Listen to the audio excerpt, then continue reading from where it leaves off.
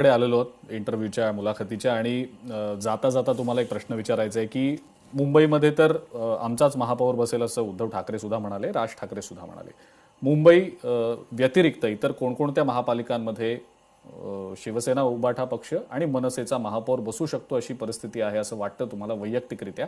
थोडक्यात उत्तर अपेक्षित आहे तुमच्याकडे. कल्याणमध्ये आता आमची चांगली परिस्थिती आहे.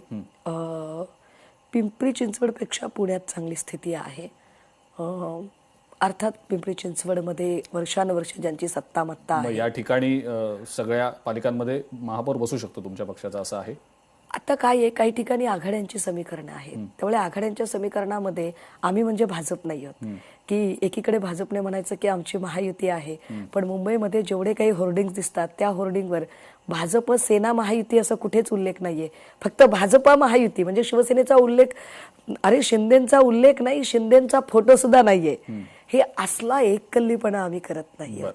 आम्ही सगळीकडे सगळ्यांना सामावून घेत सर्वसमावेशकतेची भूमिका आहे. सो महापौर कुठे कुणाचा बसेल, इव्हन मुंबईमध्ये तो मनसेचा असेल की शिवसेनेचा असेल, तो मुंबईकर असेल हे जास्त महत्वाचं आहे. जाता जाता शेवटचा प्रश्न विचारतो. आज खूप मोठी सभा होतीये तुमच्या पक्षाची आणि मनसेची, तर काय नेमकं आवाहन केलं जाणार आहे? म्हणजे प्रचाराचं तर असेलच, पण मुंबईकरांसाठी महत्वाचं काय आहे? कारण सातत्यानं ज्या वेळेला उल्लेख होतो त्यावेळेला मुंबईकरांचाच जास्त होतो, मुंबईकरांसाठीचा होतो. आजच्या सभेत दोन्ही ठाकरे बंधूंकडनं काय असं भावनिक आवाहन केलं जाऊ शकतं असं वाटतं तुम्हाला? तुम्ही पहिल्या फळीतल्या नेते आहात सुषमाताई, तुम्हाला सगळं माहिती असणार. तुम्ही प्रचारात जरी असला तरी तुम्हाला खडानखडा माहिती असते, आम्हाला माहिती आहे. त्यामुळे काहीतरी असणार आहे की ज्याचा फायदा किंवा ज्याचा परिणाम दिसू शकतो पुढच्या 2-3 दिवसात, ते जाणून घ्यायचंय तुमच्याकडे. आजची सभा ही मला वाटते एकाच वेळेला मराठी सेंटिमेंट्स आणि दुसरीकडे एक हायटेक टेक्नॉलॉजी या दोन्हींचा संगम असणार आहे.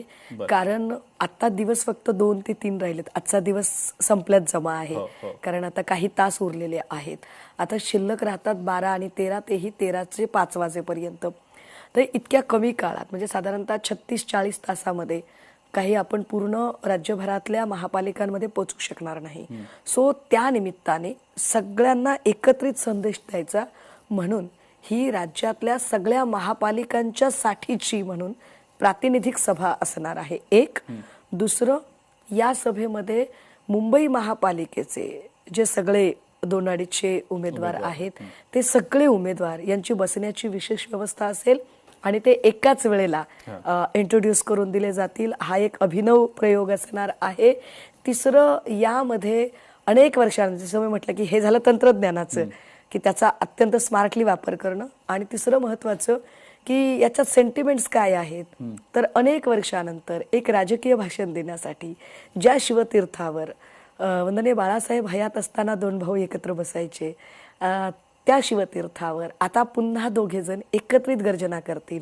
सो हा मराठी माणसाच्या साठीचा एक अत्यंत महत्वाचा आणि भावनिक क्षण असेल, जो भावनिक क्षण आज नंतरचे खूप सारे नरेटिव्ह्ज बदलून ठेवेल.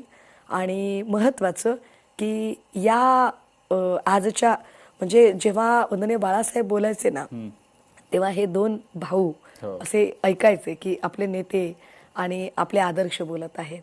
आता जेव्हा हे 2 भाऊ बोलत असतील तेव्हा एक तिसरी पिढी बसलेली असेल आणि ते चित्र म्हणजे हिस्ट्री रिपीट्स इटसेल्फ, हे एक छान चित्र दिसेल. ठीक आहे, आपण आशा करूया आजच्या या सभेच्या माध्यमातून सुद्धा मुंबईकरांना